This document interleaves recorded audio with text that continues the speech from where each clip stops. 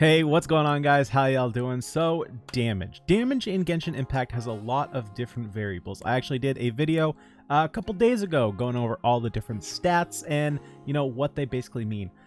But in terms of how they're calculated, the game doesn't really explain that. So for this, we go to Reddit because while Reddit may be a cesspool and a lot of just horrible people live there, there are also just as many awesome people in the community who are doing their due diligence and making sure that we get the information we need.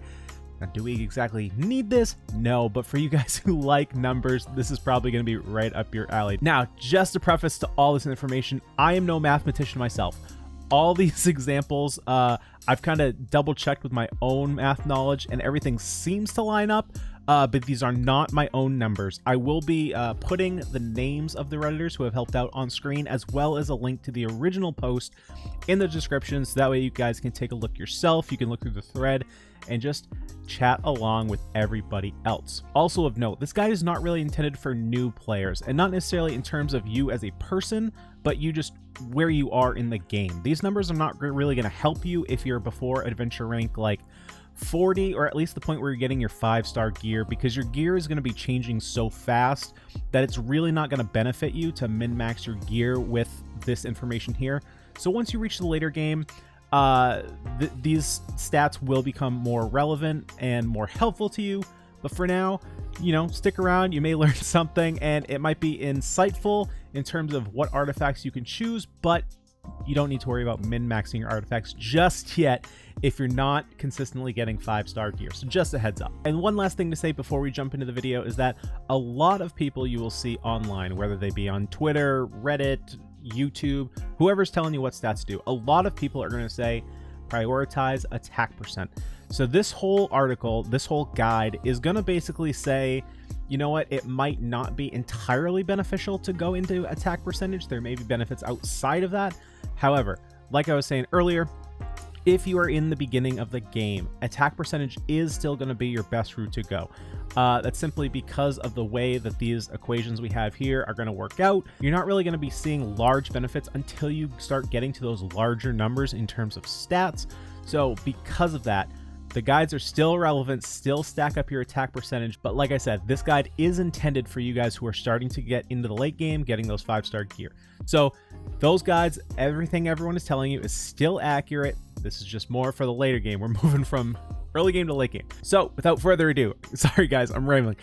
Let's jump right in the video and start talking about these stats. So first thing we need to understand is base damage in terms of this equation, not necessarily in terms of base damage in game. This is going to equate from your weapon attack plus your character attack as one value.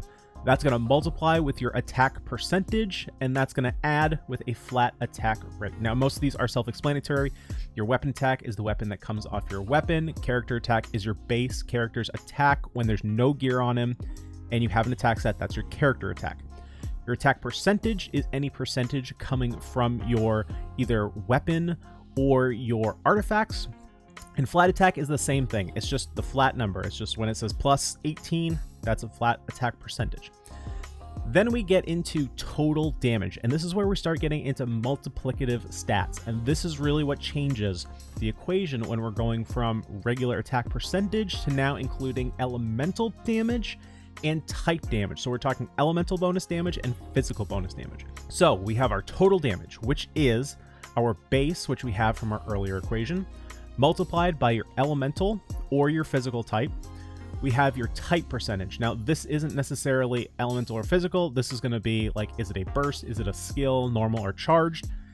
And then you also have that multiplied by crit damage. So this is where we're going to get our total damage. This is where we're going to get our total output. Now, of note, I probably should have said this up front. All these numbers, we're simply using one character in terms of DPS.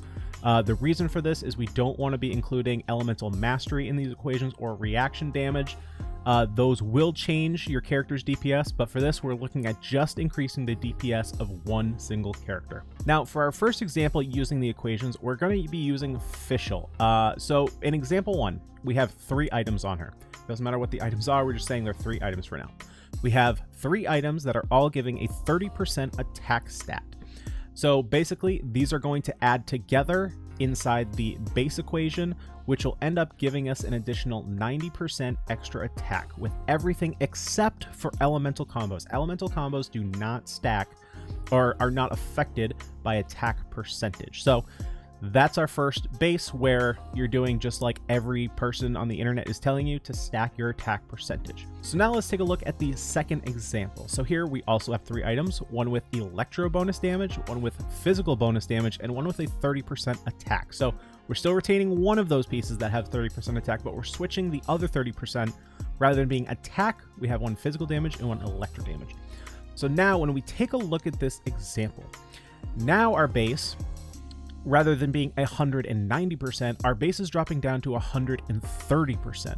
So what we're going to do is we're going to multiply that by 130. Now, the reason it's only 130%, because remember, we're adding 30% onto 100 for physical damage. Right now, we're just taking a look at her auto. We're not taking a look at Oz, just her auto attack. Now, she's only getting a benefit from the physical damage because it's her auto, and her 30% attack. She's not getting a benefit from the 30% electro. So we have the base, which is 130%. We're multiplying that by the physical damage bonus.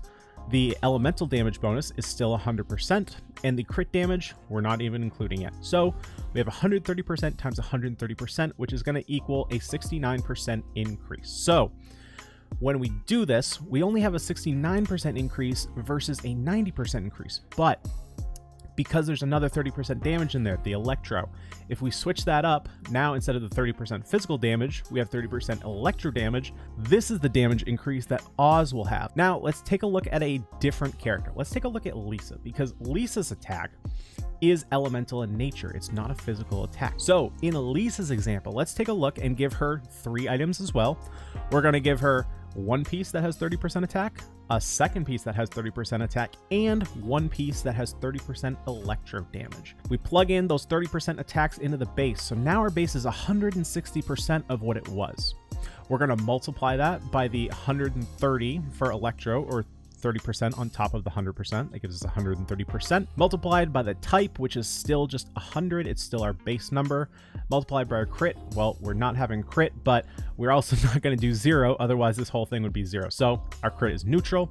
This is going to equal 208%, which is a 108% increase over Official's 90%. So we can see by looking here at Lisa, even if we just switch up one piece, it's still the same percentage, but we're switching up one piece from attack to electro damage. She's actually getting an 18% increase over Official's 90%, and we still have the same number of stats. So this is the benefit you can get knowing the damage calculations and what stats are multiplicative versus additive.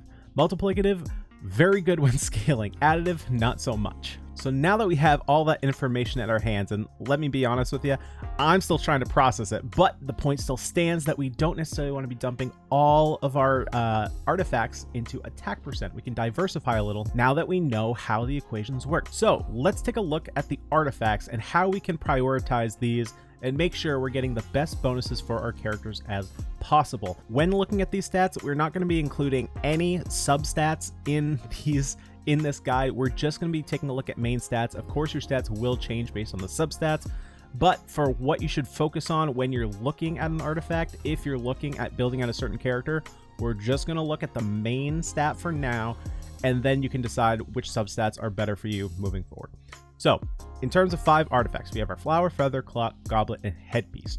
2 of these artifacts we can get rid of right away because they only have one stat available as their main stat. The flower is always going to be flat HP, and your feather is always going to be flat attack. So because those don't change, don't even have to think of them, thank God. So we're down to 3 artifacts.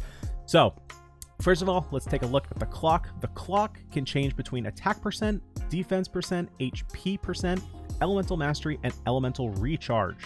The goblet can be attack percent, defense percent, HP percent, physical bonus, elemental bonus, and that's 1 for each element. So the goblet definitely has the most variation. Finally, we have the headpiece. So the headpiece can be attack percent, defense percent, HP percent, crit rate percent, crit damage percent, and lastly, healing bonus. So out of all these, let's start with our clock first. How do we determine which one is best for our DPS units? Well, honestly, it's pretty easy. In terms of DPS, attack percentage is really the only way to go here. Of course, you do have a little bit of play because, like I said, we do have things like elemental mastery, but in this case, we are just looking at single unit or single hero damage. Things like elemental recharge may be beneficial on a hero like Razor, who really wants to get her recharge up and keep using that burst. But in a general sense, we're going to be sticking with attack here as, like I said, we do kind of want to hit that like 2 attack pieces. And so we already have a flat attack from the feather, but this is kind of an easy way to get that attack percent because going down the line, you'll see we have some more variations and more options that we can choose from. So let's move on to the goblet. The goblet is really the only way to increase your elemental or physical bonus from your artifacts. So this is really going to be the best place to focus your goblet. And do keep in mind when you're looking at your goblet, if you are going for that elemental or physical bonus, that some heroes just innately raise the stat through Ascension. So for example, Mona innately raises her Hydra damage bonus through Ascension. So for her, elemental bonus may not be as important to get. Again, this is going to come down to people getting to the end game and start crunching these numbers, but keep that in mind when you're choosing your goblet, that certain character may not need that elemental or physical damage bonus. Maybe you can go with, your attack. Maybe you have a character like Noelle. Maybe you want to go into defense a little bit. You can play up a little bit, but for the most part, Fizz and elemental bonuses are where you're going to be for your goblet. And lastly, we have the headpiece, and this is really the piece that you can kind of play around with and determine where you want to go, because you can always go with an attack percent here as well. But you can also go, like, again, I said Noelle. If you want to go with defense, this would be a great piece to put defense on. If you want to go with, say, a Diluc could grab some crit damage and really benefit from that. Or honestly, I don't know how healing bonus works. Healing bonus was not included in this Redditor's guide, but if it is also multiplicative rather than additive, putting something like that on Barbara would probably be more beneficial than going in for attack. So this piece is really the one to play around with. To be safe, you can always go with attack percentage, but once you get into the late game, honestly, crit rate is going to be very important, as well as crit damage. So if you're prioritizing your crits, your headpiece is going to be the piece to look at in terms of getting that up as high as possible. But again, like I said, guys, this is just your main stat. This does not include any substats. Of course, your substats are going to change things around a little bit in terms of what you want to prioritize. But if we're just looking at main stats, which is where you should be looking when you're starting to build your artifacts, this is what we're looking at in terms of where you want to prioritize those. So guys, I hope all that info was helpful to you in some way or another. Honestly, this is probably like the most number crunching I've done since like high school, which was like a decade ago. And it's probably the most number crunching I want to do for a long time, because let's be honest, I don't like number crunching. But especially the second half of this video, I know I found very useful when going over. So hopefully you guys did as well. Let me know down in the comment section below if you found all this info useful. And you guys know, if you want to see some more content from me, head over to my Twitch page, twitch.tv/xjazz207. I do stream there 3 times a week, Monday, Wednesday, Friday at 8 p.m. EST. If you want to show support here right on YouTube, go ahead and subscribe to the channel and leave us a like. That way I know that you guys are digging the content. But guys, that's all I got for today. Hopefully you guys did enjoy. I will see you guys in the next video. Peace.